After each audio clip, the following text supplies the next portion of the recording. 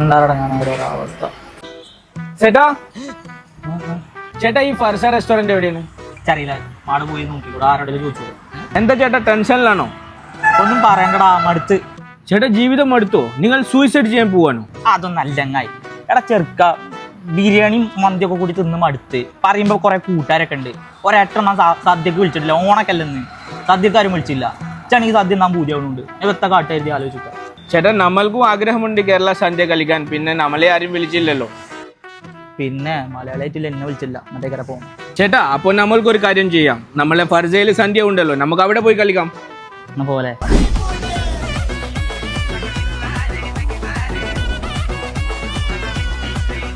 ചേട്ടാ നമ്മൾ കേരളത്തിൽ വന്നു ആദ്യത്തെ സന്ധ്യ കളിക്കണം. ഇഷ്ടമായോ? ഈ പപ്പടം പപ്പടം തൊട്ട് ബംഗാളിയൊന്നും നോക്കൂല, തലടിച്ച് വിളിച്ചിട്ട് നമ്മൾ കളിക്കാം. രസം നല്ല രസമുണ്ട് ചേട്ടാ.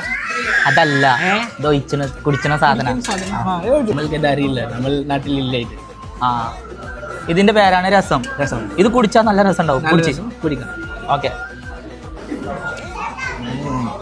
രസം ജാസ്തി പുളിയുണ്ട്, നല്ല രസമുണ്ട്. ചെറിയ പുളി ഉണ്ടാവും. കുടിച്ചോ.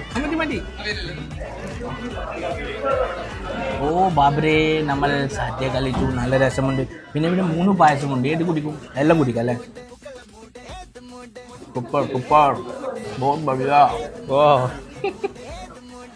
ഇത് കഴിച്ചു. ഹാപ്പി.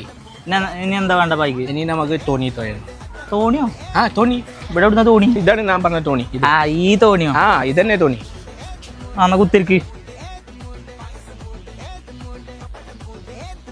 ഓക്കെ ചേട്ടാ, നമ്മൾ വഞ്ചിയിൽ ഇരിക്കുമ്പോൾ ഒരു പാട്ട് പാടണം നിങ്ങൾ. ഓക്കെ.